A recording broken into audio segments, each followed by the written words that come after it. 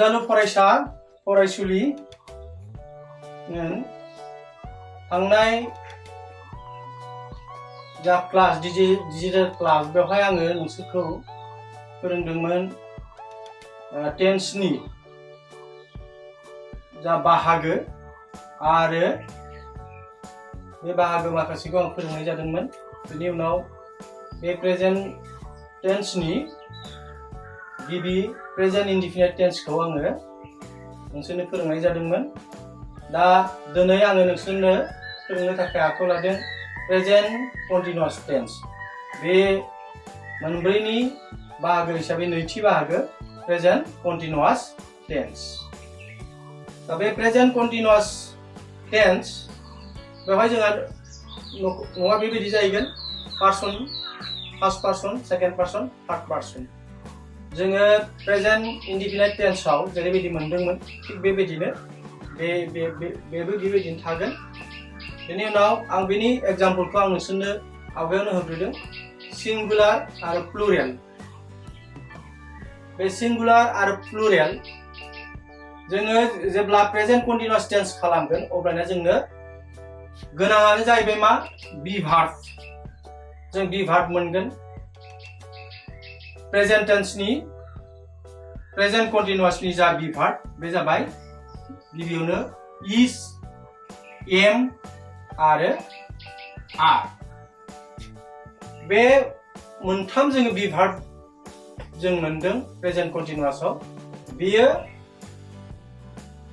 जायजों जि जगोन बेखौसो जोङो बहायनानै सेन्टेन्सखौ आबुङै कारेक्टयै लिरनांगौ।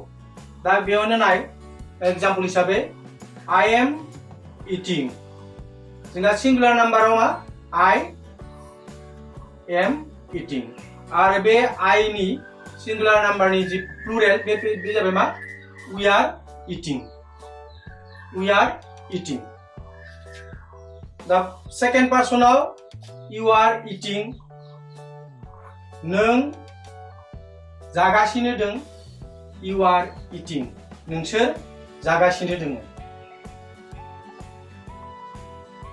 प्रेजेन्ट कन्टिनिउआसआ हदाय माखौ फोरमायो? अराय सोलिबाय थानाय प्रेजेन्ट समाव जा सोलिबाय थानाय बे बाथ्राखौनो बे सेन्टेन्सजों फोरमायनाय जायो। दा बेनि उनाव जों थार्ड पार्सन सिंगुलार जों मोनगोन ही इज इटिं, शी इज इटिं, राम इज इटिं। या जाबाय मा थार्ड पार्सन सिंगुलार नाम्बार। जोङो प्रेजेन्ट इनडिफिनिट टेन्सआव जों मा मोनदोंमोन? बेवहाय बी भार्ब थाया। बे बी भार्ब थाया, स्ट्रं भार्बल'सो थायो। ही, इट। बे इटजों जों मा लाफानांगौ? मा दाजाबफानांगौ? एस। नङा होमबा? थार्ड पार्सन सिंगुलार नाम्बार जानायखाय ही, सी बा राम बेबायदि जों लादों। खिन्थु कन्टिनिउआसआव बे माने थार्ड पार्सन सिंगुलार नाम्बारब्लाबो बेवहाय एस दाजाबनो नांगौनि जेबो बाथ्रा गैया। खालि बेवहाय मा आईएनजि जोङो बी भार्बखौ जों लानांगोन। ही इज बेजों इटजों जोङो मा आईएनजि दाजाबना होनांगोन। अब्लानो बियो जाबाय थादों। बियो जाबाय थादों। हिनजावसाबा सी, हौवासाबा ही आरो राम इज इटिं। नाउन राम इज इटिं। जे प्रनाउन सोलाय जायखिजाया नामबो जानो हागौ। बेफोर जेब्लाबो बे माने थार्ड पार्सन सिंगुलार नाम्बार। बेनि उनाव बिनिनो बे मोनथामनि जोंहा बांसानद्राय जों मोनो दे आर इटिं। दा दे जों खालि माबे बी भार्बा जयो? Are, A R E, are be भार्बा जगोन। बिसोरो जाबाय थादों। अराय सोलिबाय थानाय। अराय जि माने जानाया अराय सोलिबाय थादों, जाबाय थादों बे बाथ्राखौ बेबायदि फोरमायनाय जायो। दा जोङो गोसोआव लाखि जोङो प्रेजेन्ट कन्टिनिउआस टेन्स जों जेब्ला खालामनो थाङो अब्लानिया मा थायो बेवहाय मोनसे साबजेक्ट आरो बेजों मा मोनसे बी भार्ब आरो मोनसे बेनि उनाव मा जायो भार्ब भार्बजों मा दाजाबनांगौ आईएनजी दाजाबनांगौ दा नाय जों गिबियावनो जेनेबा प्रेजेन्ट कन्टिनिउआस टेन्स खालामगोन अब्लाना जोंनो नांगोन मोनसे आबुं थार गिबियाव नांगोन जोंनो साबजेक्ट प्लास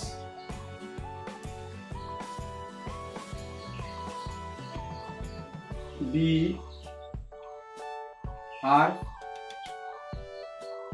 भार्ब प्लास आईएनजी आरो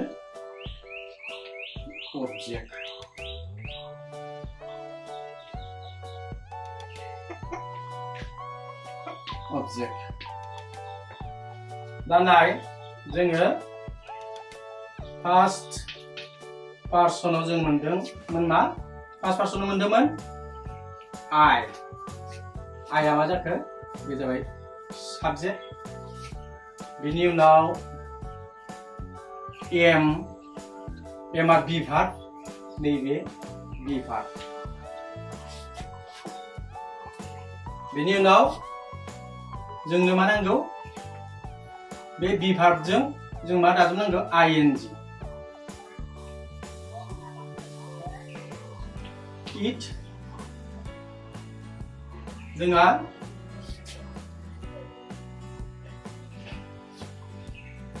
बी भार्ब बिनि उनाव जोङो भार्ब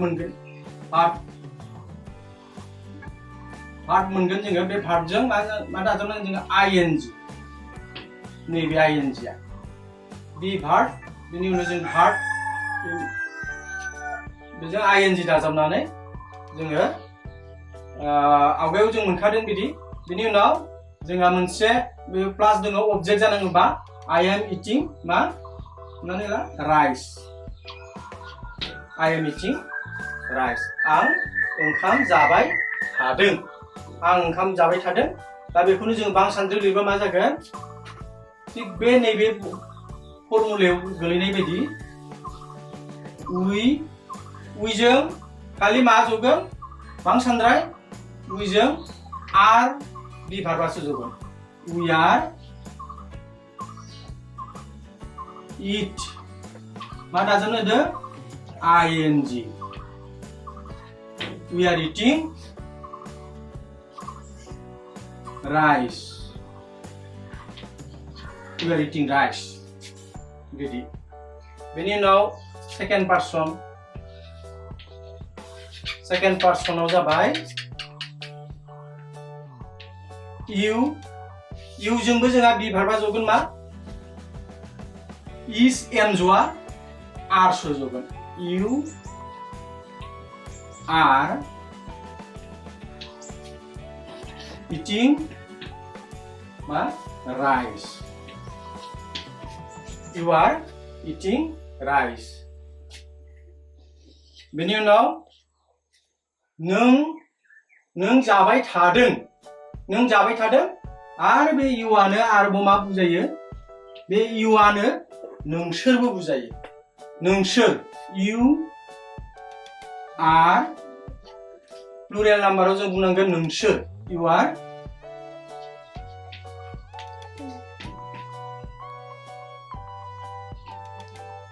eating rice नोंसोरो जाबाय थादों बेनि उनाव थर्ड पार्सन सिंगुलार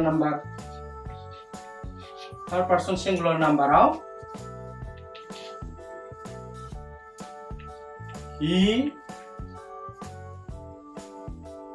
जों मा जगोन बी भार्बा जगोन जोंहा बे इज बी भार्बा जगोन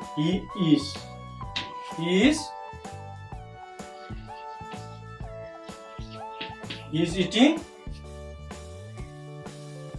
rice आरो एबा sheआवबो is हिन्जावसाबा she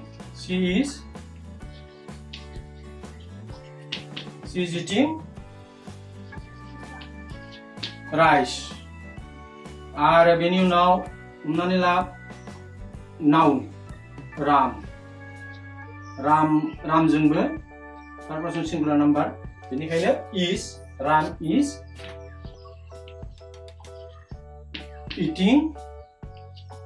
eating rice Ram is eating rice बे मोनथामनि जोंहा मा दोङो प्लुरेल नाम्बार दङ बांसानद्राय दङ बांसानद्रायाव मा बेयो दे बांसानद्राय खिथिख्रिया दे बिसोर देजों जोंहा बि भार्बा जिरायगोन माबे जगोन आर बांसानद्राय नालाय आर बे आरआ बांसानद्राय खिन्थिग्रा बि भार्ब दे are eating rice they are eating rice बिसोरो ओंखाम जाबाय थादों दा थिग बेबायदिनो प्रेजेन्ट कन्टिनिउआस टेन्सआ अराय जाफुबाय थानाय अराय सोलिबाय थानाय बाथ्राखौ फोरमायनो जों इंराजियाव बे टेन्सखौ जोङो बाहायनाय जायो गोसोआव लाखि जोंनो मोनसे सेन्टेन्स जानो गोनांब्ला मा जानांगौ बेहाय साबजेक्ट बिभार्ब आरो बे बिभार्ब नांगोन बिनि उनाव आईएनजि जोङो बे भार्बजों जोंहा भार्ब थायो स्ट्रं भार्ब होननानै बुंनाय बेखौ इटजों जोङो मा खालामनांगौ आईएनजिखौ जों दाजाबनांगौ बिभार्बजों मोनसे लानांबाय बिनि उनाव आईएनजि जोङो भार्बजों दाजाबफानानै अब्लानो बे माखौ फोरमायगोन प्रेजेन्ट कन्टिनिउआस अराय सोलिबाय थानाय बाथ्राखौ फोरमायगोन बेनि उनाव अबजेक्ट राइसआ बेयाव अबजेक्ट बे मोनथाम बाथ्राखौ गोसोआव होनांगोन मोनसे सेन्टेन्सआव भार्बा दंना गैया आरो बेवहाय बिभार्ब आरो भार्बजों मा दाजाबनांगौ बे बाथ्राखौ जों गोसोआव होनांगोन बेनि उनाव अबजेक्ट आच्छा दिनै आङो बे मोनसे प्रेजेन्ट कन्टिनिउआस टेन्स बेखौ नोंसोरनो डिजिटेल क्लासरुम हिसाबै आङो सावरायबाय आरो इयुनाव गुबुन बाहागोफोरखौ आङो फारियै सावरायलांनो नाजागोन गोजोन्थों।